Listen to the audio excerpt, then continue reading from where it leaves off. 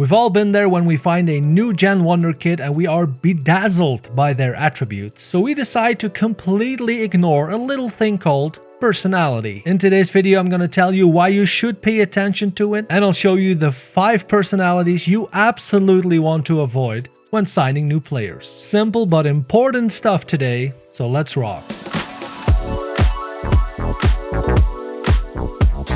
And this will also probably be known as the video with the most unpronounceable new gen names. And that is why I contacted one of the brighter minds in the country of Wales, Mr. JDFM.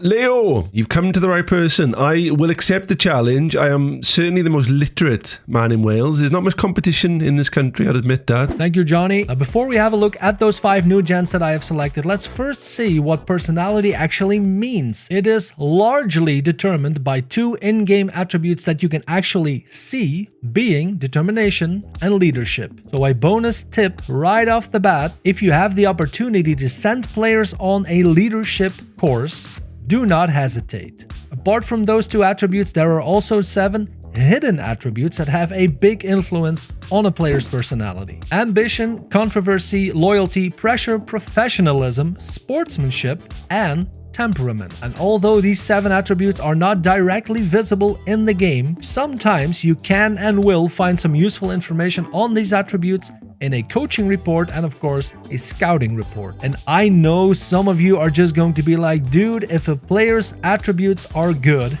I don't care about all that jazz. Well, A, I was once like you. And B, check this out. A player's personality can and will affect a couple of things in the game. Their match performances, kind of self-explanatory, I think. The progression and the affinity towards training, so both the development and the training happiness are affected by it. Future plans and loyalty. For some players, no matter how good you treat them, they will always keep complaining and they have 0 loyalty towards you. The relationship with teammates, coaches, and yourself as a manager. It's kind of the same story as the previous one. No matter how much trouble you go through to make life easy for a player, there can be the occasional diva in-game who will absolutely corrupt the team cohesion. And finally, interaction with the media and responses to media stories. Some players will not be bothered at all by, for example, transfer rumors or things you say in an interview about them, but other players with a negative personality will just break down, and trust me, they will start a fight and a ruckus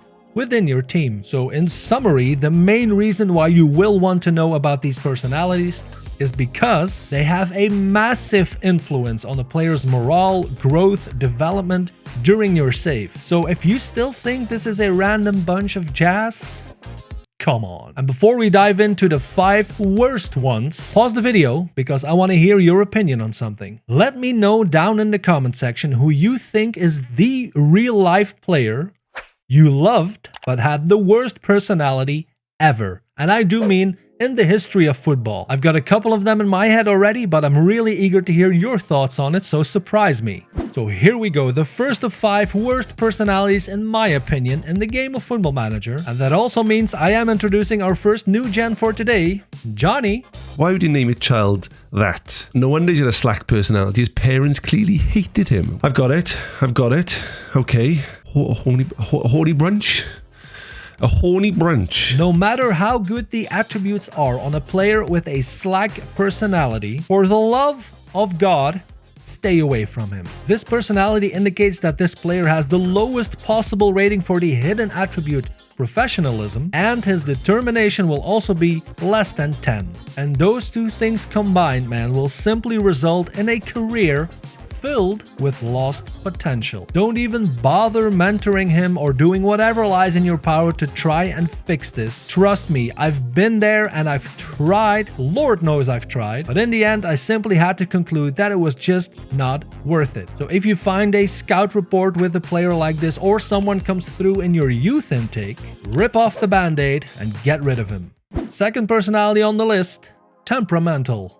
Demonstrated by this beautiful new gen called Edward. Edouard Echeverry. I think that was quite good. Nailed it, Johnny. Now, in short, this is a troublemaker. He has average professionalism combined with a very low temperament hidden attribute, which basically means that this player can and will freak out over very small things that are just not going his way. For example, if you rightfully criticize this player's training performances, know that he won't like it, his morale will drop, and it will get even worse. Players like this will also try to argue with you in team meetings or over contract discussions. Whatever occasion they can find, they will do it. And surprise, this new gen right here has argues with officials as a player trait. Because on the pitch, these players tend to have the same behavior, making them a ticking time bomb for red cards and suspensions. And a final remark on the temperamental personality. If you do decide to keep a player like this because he is just too good and you let them become an influential member of your team,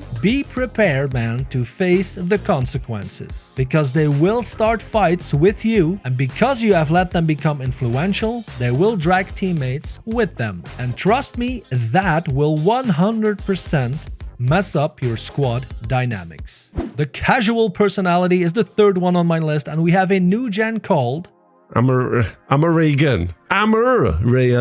Close enough, man. Now this might even be the worst version of temperamental because, besides having the same flaws, these players will also have a really low determination attribute. So not only are you dealing with a player who might freak out for no real reason, because of the low determination, he simply couldn't care less. So trust me, it is better and much easier to stay away from players like this. I'm not saying it's impossible, but I just wouldn't bother. Fourth on the list, one of my absolute favorites, Fickle. And we are accompanied by my good new gen friend. Oh, bloody hell. They can't get any harder, mate. This is getting silly now. Eldin Vereshanovic.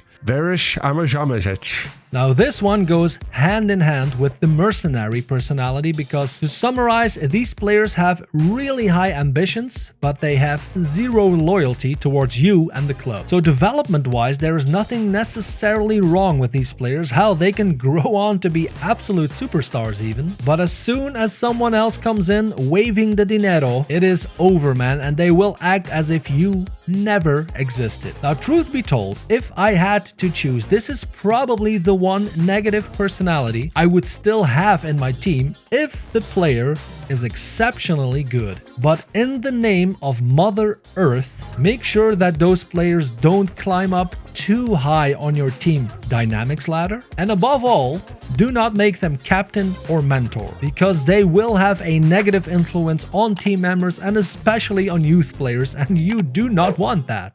Fifth and last worst personality today, and I think I've punished Johnny enough with these names, so this is probably the easiest name in the world. Paul Williams. Nailed it. Now I need a shower because I'm dripping with sweat. Spineless is the extreme version of another negative personality being low self-belief, and both are bad, but this one, oof. These players have an extremely low pressure rating and also not the best determination. So in big league games, in cup matches, in whatever high stakes occasions you can think of, it will start messing with the mind of these players. And as a result, they tend to have awful games on occasions like that. They will be more likely to make mistakes in those games, and because they also have a very low professionalism attribute score, they will also be very easily distracted by like transfer rumors or things you say to the media about them, even if you give them some critical feedback on training or on a bad game. So yes, they will be gutted when they mess up an important game, and if you say something about it, it will get even worse. So, hard pass on that double whammy, man. So although good Sir Paul here is not a bad player if you look at his attributes, I honestly have to say that I do prefer players with a backbone who can win me some games instead of lose them, right? So don't say I didn't warn you about signing players with these personalities. And speaking of signing players, check out Johnny's video where he shows you his top 5 rebuilds in the game. I swear to God, you will not be disappointed. Later.